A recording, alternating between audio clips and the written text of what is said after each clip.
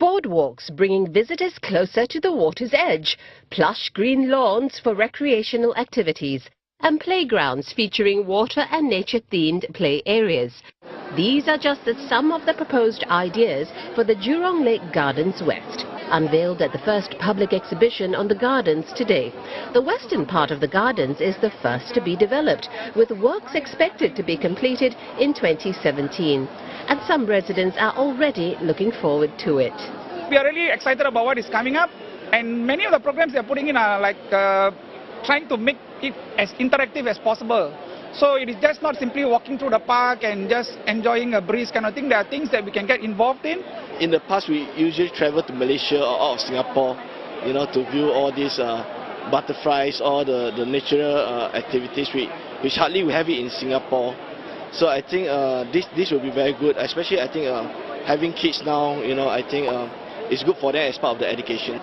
But there are concerns that the gardens will lose its tranquility or become a gathering point for foreign workers. In fact, near to the Jurong Point, opposite, there's a Jurong Central Park. So looking at it now, over the weekend, I hardly see local there, enjoying the facilities. I think one of the main reasons there is probably, there are a lot of non-local there. Slowly this area is turning away from what it used to be, a very quiet, laid-back, but yet a lot of greenery was there. We may have to make way for some of this greenery to be transplanted in another area, but we have to give up something to gain something. At the end of the day, we can't have it all. We will do our best to get this balance right, to retain the natural beauty of the gardens, and at the same time to provide more programs and more spaces for communities and families to come together. And we will try to achieve both objectives. Members of the public can also submit their ideas for the central and eastern parts of the gardens at the exhibition.